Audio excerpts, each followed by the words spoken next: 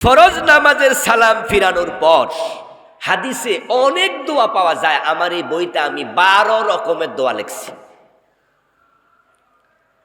এই 12 রকমের দোয়া কয়জনে শিখেছেন? অথচ আমরা প্রতিদিন ফরজ নামাজ পড়ি কয়বার? বলেন না কয়বার? তাহলে এই দোয়াগুলো কি জীবনের সাথে ওতপ্রোতভাবে জড়িত নয়? কিন্তু আমার সিলেবাস আমাকে ঠকাইছে। যেইগুলো দোয়াগুলো দরকার ছিল একবার মক্তবে শিখাইয়া দেয়া, কিন্তু না, জীবন ঘনিষ্ঠ অনেক বিষয় থেকে আমরা বঞ্চিত। সালাম ফিরানোর সাথে সাথে অধিকাংশ মসজিদে হুজুর আল্লাহুম্মা আমিন কয়ে দিব, আর আল্লাহুম্মা আমিন কয়ে হাত মুছলো। বাকি দোয়াগুলো অনেক মসজিদে হুজুরও পড়ে না, মুসল্লিরাও পড়ে না। অথচ নবী সাল্লাল্লাহু আলাইহি ওয়াসাল্লাম 12 রকমের দোয়া আমি লিখছি, আরো বেশি আছে। যাদের কোনো ব্যস্ততা নাই, কোনো ব্যস্ততা নাই, এগুলো নফল। আপনি বলবেন যে হুজুর না পড়লে কি কোনো গুনাহ হবে? আমি বলবো মোটেও না, নফল। এখন আপনি ব্যস্ত আছেন, আপনি হাঁটতে হাঁটতে পড়েন, আপনি সালাম ফিরাইয়া চলে যাচ্ছেন, ফজরের নামাজের ফরজের পরে মসজিদে বসার টাইম নাই, আপনি অফিসে যাবেন, তো আপনি হাঁটতে হাঁটতে দোয়াগুলো পড়েন, অসুবিধা তো নাই। কিন্তু যেই লোকদেরও অফিসে নাই, এমন লোক আছে না? 60 বছর পরে অফিস থাকেনি আর, তো উনি ফজরের নামাজের পরে যাইব কই? যাওয়ার অত জায়গা নাই। এই লোকটা দোয়াটি পড়বে না কেন? লম্বা হায়াত আল্লাহর নিয়ামত। নবীজি সাল্লাল্লাহু আলাইহি ওয়াসাল্লামকে প্রশ্ন করা হয়েছিল, আইয়ুন নাস আফদাল, মানুষের মাঝে সেরা মানুষকে? নবীজি জবাব দেন, মান তালা উমরুহু ওয়া হাসুনা আমালুহু। মানুষের মাঝে সেরা মানুষ হলো ওই ব্যক্তি যার হায়াত লম্বা এবং আমলগুলো সুন্দর হয়। 60, 65, 70 বছর পরে আপনি অবসর, তো এই 12টা তো আপনি শিখলে তো আপনি বইয়া বইয়া আল্লাহর সাথে ডিলিংসটা, সম্পর্কটা আপনি আরো উন্নত করতে পারতেন। কিন্তু না, মাগরিবের নামাজের পরও 2 রাকাত কোন রকম ফইরা পাশে চা দোকান, এখানে বইয়া বইয়া নাটক দেখে, টেলিভিশন দেখে। বুড়া মানুষ তো যাইব কই? কাম কাজ তো নাই। যুবকরাও দেখে, এ চা দোকানে টেলিভিশন চলছে, সব কি বুড়া আপনার বেনামাজি? নামাজি বইয়া বইয়া চায় না? কত নামাজি বিড়িও খায়, সালাম ফিরে যায় বই বিড়ি টানতে শুরু করে।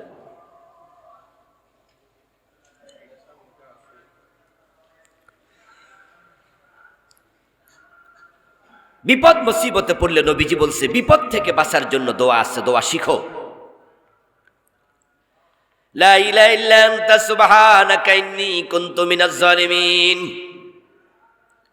এটা হলো বিপদে পড়লে দোয়া।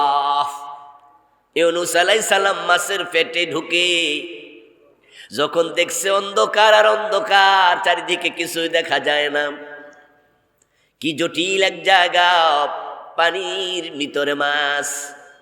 ওনার অনুভূতি আসছে, আমি আমার রবের কথার বাহিরে চলে যাচ্ছিলাম এলাকা ছেড়ে, আমার রব আমার উপর অসন্তুষ্ট হয়ে গেছে। তাই বিপদে পড়ে তিনি এই দোয়াটা পড়েছেন।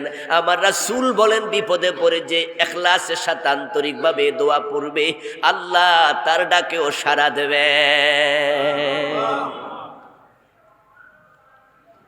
লা ইলাহা ইল্লা আনতা সুবহানাকা ইন্নী কুনতু মিনাজ জালিমিন ফাস্তাজাবনা লাহু ওয়া নাজ্জাইনাহু মিনাল গাম ওয়া কাযালিকা নুনজিল মুমিনিন।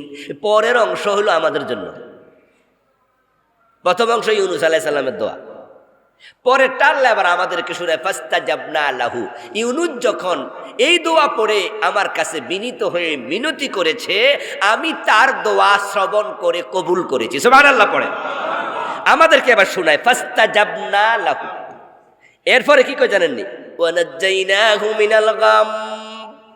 শুধু দোয়ায় কবুল করি নাই, আমি তাকে বিপদ থেকে মুক্তি দিয়ে দিছি। এর পরের অংশে কি কয়? وَكَذَلِكَ نُنْجِي الْمُؤْمِنِينَ। তোমরা যারা মোমেন আছো বিপদে পড়ে দোয়া করো, আমি মোমেনদেরকে মুক্তি দিয়ে দেব। আল্লাহ কখনো ওয়াদা খেলাফ। তবে যদি আল্লাহর সাথে সম্পর্কটা ভালো না হয় তাহলে বিপদ আরো বেড়ে যেতেও পারে।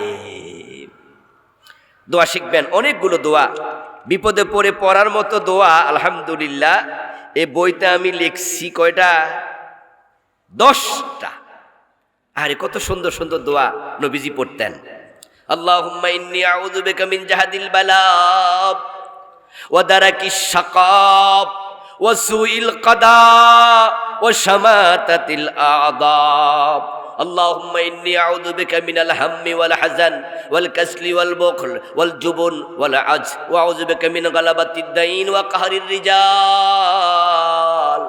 ঋণ শেষ হয় না এমন লোক রাসূলের শিখানো দোয়া আছে। আল্লাহর সাথে সম্পর্ক বাড়ায় দেন। আরে মাছের পেটে ঢুকা যাওয়া, এখান থেকে মুক্তি পাওয়া, দুনিয়ার দৃষ্টিতে তাকাইলে এটা একটা সম্ভব না অসম্ভব? এই কথা কইতেন না? আপাত দৃষ্টিতে বলেন, মাছের পেটে ঢুকে গেলে মুক্তি পাওয়া এটা কি সহজ? আচ্ছা, এটা কি সম্ভব না অসম্ভব? আপাত দৃষ্টিতে এটা অসম্ভব, কোয়াইট ইম্পসিবল। আচ্ছা, আপনি নিজে একটা পয়সা গিলে ফেলেন, ছোট কয়েন অথবা মার্বেল গিলে আপনি বের করতে পারবেন? বমি করলে বেরিব? এত সোজা? আর নিজেরটাই তো নিজে বের করতে পারবেন। আর ইউনূস নবীকে আল্লাহ বাইর কইরা দেখাইছে, আমার কাছে অসম্ভব বলতে কিছু নাই। কয়দিন আগে যাচ্ছিলাম টাঙ্গাইল হয়ে এক মাহফিলে, এই কয়দিন হইল, যমুনার ওই পারে আসরের নামাজ পড়ার জন্য নামছি। এক ভদ্রলোক নামাজের পর আমার কাছে এসে বলছে, হুজুর আমি অমুক কোম্পানির এরিয়াল জোনাল ম্যানেজার, একটা ফেমাস কোম্পানি। তা আমি তো বললাম, ভাই মাশাআল্লাহ, তাহলে তো আপনার বেতনও মনে হয় অনেক। না, ওরা তো অনেক বেশি বেতন দেয়। বললো, হ্যাঁ হুজুর অনেক বেতন দেয়। এরপর বলতেছে, হুজুর আমার জন্য দোয়া করেন, আমার ঋণ শেষ হয় না। তা আমি কইলাম, ভাই বলেন কি, এই কোম্পানির জোনাল ম্যানেজার? বললো, হুজুর আমি বিশ্বাস করে ঠকেছি। কিছু লোককে আমার এই কোম্পানির মাল আমি দিয়েছি, টাকা তাৎক্ষণিক নেই নাই, 2-3 জন এই টাকাটাই মেরে দিছে। কোম্পানিতে কথা বুঝবে না, আমি এত বড় অফিসার। তখন ঋণ টিন কইরা আমি ওই টাকা পরিশোধ করে চাকরিটা বাঁচাইছি। পরে ভাবলাম যে ঋণ পরিশোধ করব কেমনে, কিছু জায়গা জমিন বেচা নতুন করে একটা ব্যবসা 2-3 জনে মিলে শুরু করছি। ওরাও 2 নাম্বারি করে আমার আবার মার্ডার করে দিচ্ছে। ওর কথাটা শুনে না আমার হৃদয়টা কেঁপে উঠলো। তাকে আমি ধরে একটু মুছে টুইসা দোয়া করে দিলাম। একটা ইয়াং ছেলে, ইয়াং মানে বয়স আমার 4-10 বছরের ছোট হবে হয়তো, তাও 40-এর কম নয়। দেখেন এই যে বিপদ, এখন আপনার বিপদ যতই বেশি হোক, আল্লাহর রহমত যদি নাজিল হয় তাহলে আপনার বিপদ ইউনূস নবীকে মতো বড় বিপদ তোর আল্লাহ দেয় নাই। নবী ইব্রাহিমকে আগুনের ভিতরে বাঁচাইছে কে? এর চেয়ে বড় বিপদ তো আর আপনার আসে নাই। নবী ইব্রাহিম আলাইহিস সালাম স্মরণ করছে কাকে? ইউনূস নবী। এইটা শিখেন আর কি।